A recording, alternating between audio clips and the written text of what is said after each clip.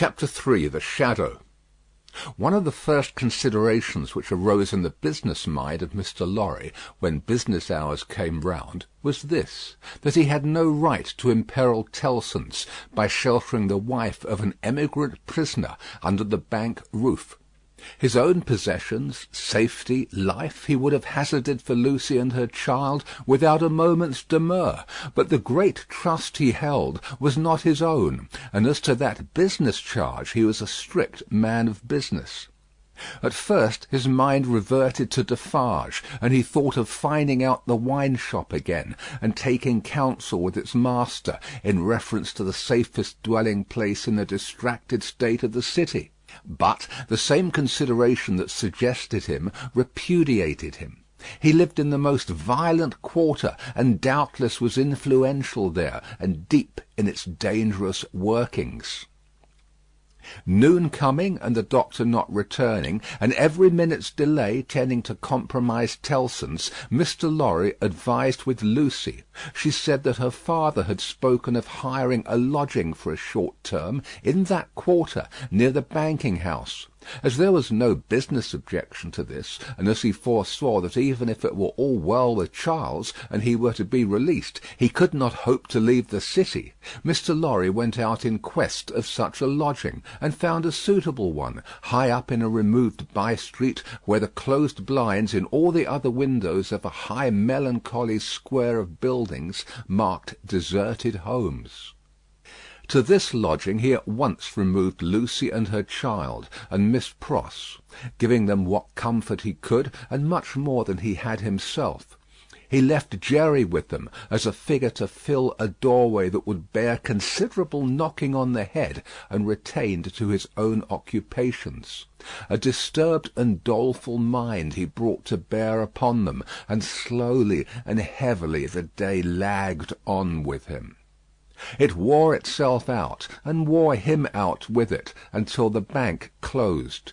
He was again alone in his room of the previous night, considering what to do next, when he heard a foot upon the stair.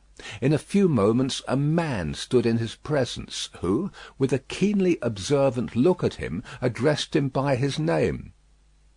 "Your servant," said Mr. Lorry. "Do you know me?" He was a strongly made man with dark curling hair, from 45 to 50 years of age. For answer he repeated, without any change of emphasis, the words, "Do you know me?" "I have seen you somewhere." "Perhaps at my wine shop?" Much interested and agitated, Mr. Lorry said, "You come from Doctor Manette?" "Yes, I come from Doctor Manette." "And what says he? What does he send me?" Defarge gave into his anxious hand an open scrap of paper. It bore the words, in the doctor's writing, "Charles is safe, but I cannot safely leave this place yet. I have obtained the favour that the bearer has a short note from Charles to his wife. Let the bearer see his wife." It was dated from La Force within an hour. "Will you accompany me," said Mr. Lorry, joyfully relieved after reading this note aloud, "to where his wife resides?" "Yes," returned Defarge. Scarcely noticing as yet in what a curiously reserved and mechanical way Defarge spoke, Mr. Lorry put on his hat, and they went down into the courtyard. There they found two women, one knitting. "Madame Defarge, surely," said Miss Lorry, who had left her in exactly the same attitude some 17 years ago. "It is she," observed her husband. "Does madame go with us?" inquired Mr. Lorry, seeing that she moved as they moved. "Yes." "That she may be able to recognise the faces and know the persons. It is for their safety." Beginning to be struck by Defarge's manner, Mr. Lorry looked dubiously at him, and led the way. Both the women followed, the second woman being the Vengeance. They passed through the intervening streets as quickly as they might, ascended the staircase of the new domicile, were admitted by Jerry, and found Lucy weeping, alone. She was thrown into a transport by the tidings Mr. Lorry gave her of her husband, and clasped the hand that delivered his note, little thinking what it had been doing near him in the night, and might, but for a chance, have done to him. "Dearest, take courage. I am well, and your father has influence around me. You cannot answer this. Kiss our child for me." That was all the writing. It was so much, however, to her who received it, that she turned from Defarge to his wife and kissed one of the hands that knitted. It was a passionate, loving, thankful, womanly action. But the hand made no response, dropped cold and heavy, and took to its knitting again. There was something in its touch that gave Lucy a check. She stopped in the act of putting the note in her bosom, and, with her hands yet at her neck, looked terrified at Madame Defarge. Madame Defarge met the lifted eyebrows and forehead with a cold, impassive stare. "My dear," said Mr. Lorry, striking in to explain, "there are frequent risings in the streets, and although it is not likely they will ever trouble you, Madame Defarge wishes to see those whom she has the power to protect at such times, to the end that she may know them. That she may identify them, I believe," said Mr. Lorry, rather halting in his reassuring words, as the stony manner of all the three impressed itself upon him more and more. "I state the case, citizen Defarge?" Defarge looked gloomily at his wife, and gave no other answer than a gruff sound of acquiescence.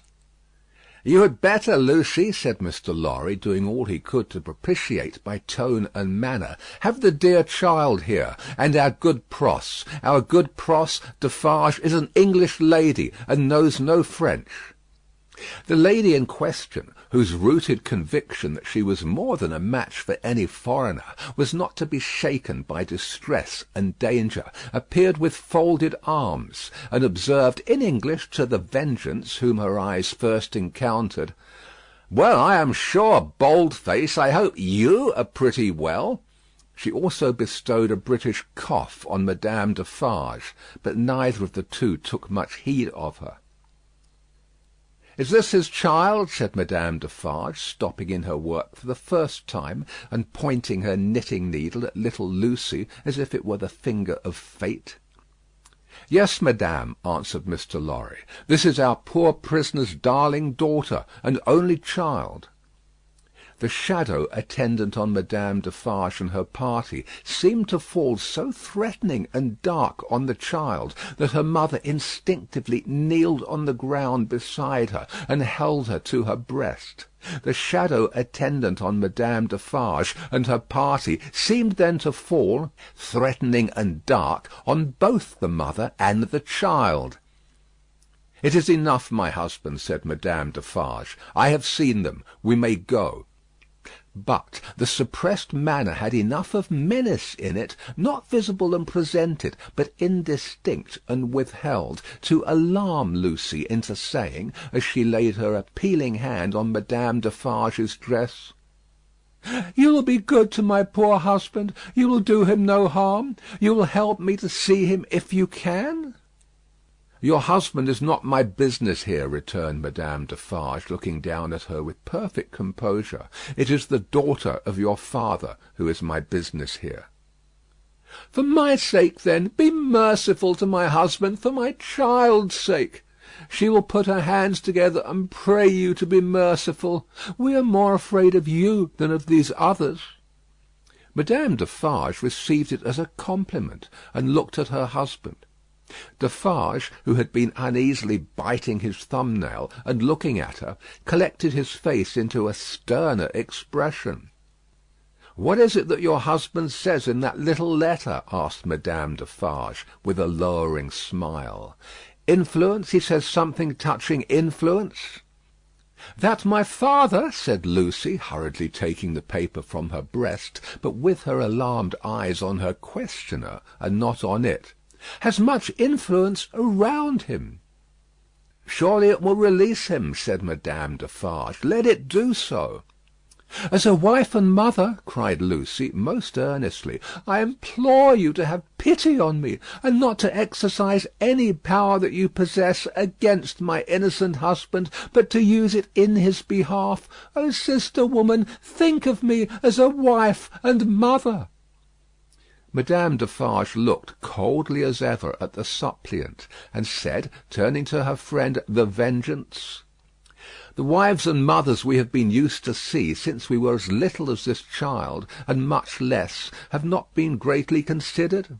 We have known their husbands and fathers laid in prison and kept from them often enough. All our lives we have seen our sister women suffer, in themselves and in their children, poverty, nakedness, hunger, thirst, sickness, misery, oppression, and neglect of all kinds." "We have seen nothing else," returned the Vengeance. "We have borne this a long time," said Madame Defarge, turning her eyes again upon Lucy. "Judge you, is it likely that the trouble of one wife and mother would be much to us now?" She resumed her knitting and went out. The Vengeance followed. Defarge went last and closed the door.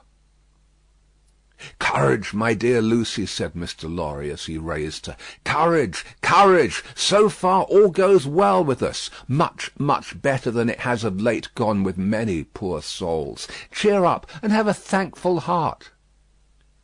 "I am not thankless, I hope, but that dreadful woman seems to throw a shadow on me and on all my hopes." "Tut, tut," said Mr. Lorry. "What is this despondency in the brave little breast? A shadow indeed! No substance in it, Lucy." But the shadow of the manner of these Defarges was dark upon himself, for all that, and in his secret mind it troubled him greatly. End of Book 3, Chapter 3. Recording by Paul Adams. www.yawnguy.com